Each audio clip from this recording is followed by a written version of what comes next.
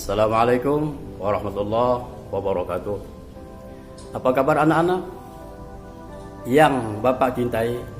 Di tengah kondisi COVID-19 yang melanda negeri ini, sebagai sarana pembelajaran daring sehingga kita tidak langsung bertatap muka. Namun Bapak akan memberikan materi pelajaran melalui video yang akan dibagikan kepada kalian sesuai dengan jadwal pelajaran. Untuk video kali ini kita akan mempelajari tentang Islam sangat memperhatikan dan pentingnya menjaga kebersihan. Khitan merupakan salah satu cara seorang muslim untuk menjaga kebersihan anggota tubuh.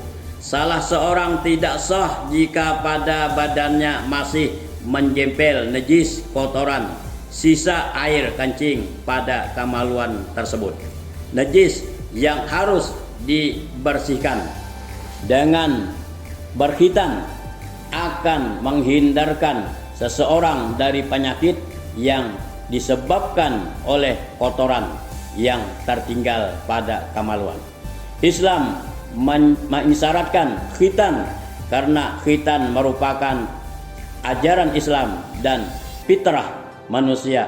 Rasulullah Shallallahu Alaihi Wasallam bersabda, al-fitratu khamsun, al-khitanu wal istihdadu wan natful ibti wa taqlihimul alfari wa qassus syaribi, rawahul Bukhari wa Muslim. Artinya fitrah itu ada 5. Pertama, khitan, menyucurkan bulu kemaluan, menyabut bulu ketiak, dan potong kuku dan mencukur kumis. Hadis riwayat Al-Bukhari. Untuk mendapatkan penjelasan yang lebih lengkap tentang khitan, perhatikanlah pembahasan berikut ini. A. Pengertian dan sejarah khitan. Berikut ini akan dijelaskan pengertian dan sejarah khitan. 1. Pengertian khitan. Khitan menurut bahasa berarti memotong. Nah, berarti dipotong kalau laki-laki, nah, perempuan juga sedikit dihilangkan.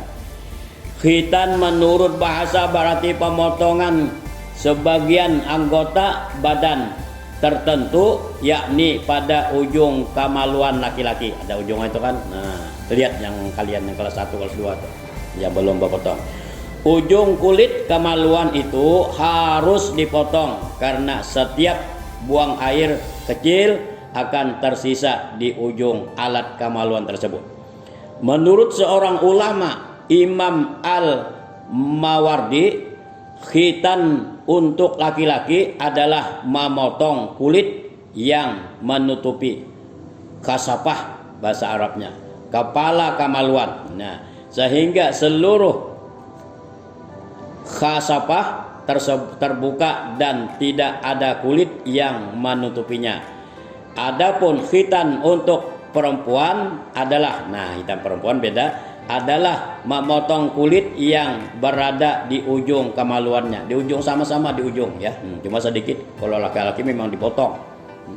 Pemotongan kulit bagian ujung dari alat kelamin anak laki-laki atau perempuan perlu dilakukan karena setiap buang air kecil akan tersisa di ujung kemaluan tersebut, di ujung kelamin tersebut. Sama aja ya. Dengan dipotong diharapkan tidak akan tersisa atau tidak akan menempel lagi najis di ujung alat kelamin. Menurut dokter, ujung kelamin dapat menghimpun berbagai penyakit. Untuk menghindarkannya, alat kelamin perlu dikhitan.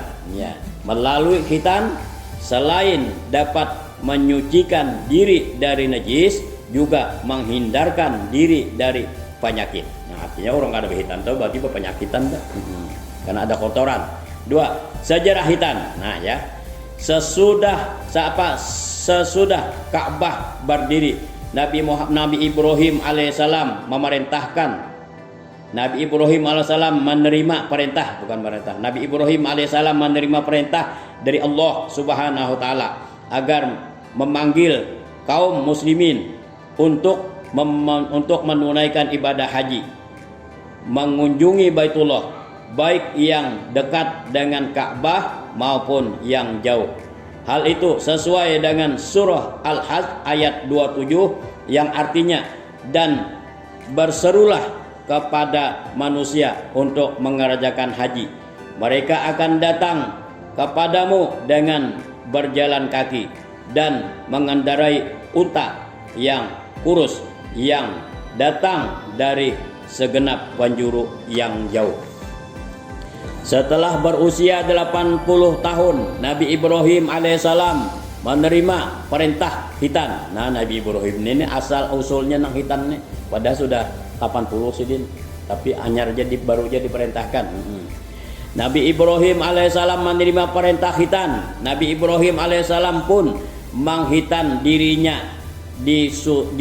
disusul Nabi Ismail alaihissalam yang berkhitan pada usia 13 tahun. Nah, anaknya 13 tahun dan Nabi Ibrahimnya 80 tahun. Ya, sudah tua. Sebagaimana firman Allah Subhanahu wa taala sebagai berikut. Wa izi batala Ibrahim rabbuhu bi kalimatin fatammahun. Qala inni ja'iluka lin-nasi imama. Qala wa min dzurriyyati. Qala la yanalu ahdiz zalimin. Artinya, dan ingatlah ketika Ibrahim diuji Tuhannya dengan beberapa kalimat, lalu dia melaksanakannya dengan sempurna. Dia Allah berfirman, sesungguhnya aku menjadikan engkau sebagai pemimpin bagi seluruh manusia. Dia Ibrahim, mereka dan juga dari anak cucunya. Allah Subhanahu wa taala, Allah berfirman, benar-benar benar, tetapi janjiku tidak berlaku bagi orang-orang yang zalim. Allah Subhanahu wa taala berfirman dalam surah An-Nisa ayat 125, "Waman ahsanu dinam mimman aslama wajhahu lillahi wa huwa muhsinun wattaba'a millata Ibrahim hanifa wattakhadallahu Ibrahim khalila." Artinya, dan siapakah yang lebih baik agamanya daripada orang yang dengan ikhlas berserah diri kepada Allah Subhanahu wa taala, sedangkan dia mengajarkan kebaikan dan mengikuti agama Ibrahim yang lurus, dan Allah telah memilih Ibrahim menjadi kesenangannya. An-Nisa ayat 125. Rasulullah sallallahu alaihi wasallam bersabda, "Ikhtatana Ibrahimu ba'da samanina sanatan waqtatana bil qadumi." Rawahu Bukhari. Ibrahim alaihissalam melakukan khitan. Nah, ada surah ada hadisnya ya.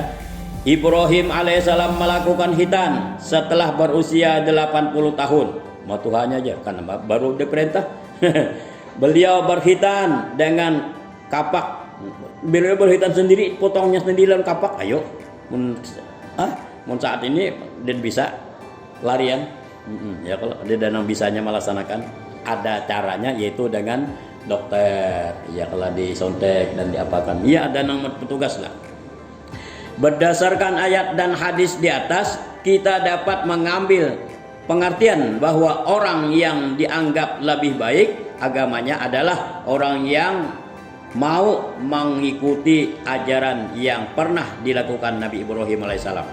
Salah satunya adalah syariat tentang khitan. Nah, khitan adalah ajaran Nabi Ibrahim alaihissalam yang telah disyariatkan oleh Nabi kita Muhammad sallallahu alaihi wasallam.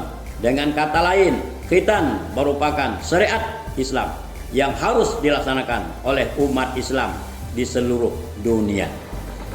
Demikianlah video pembelajaran kali ini.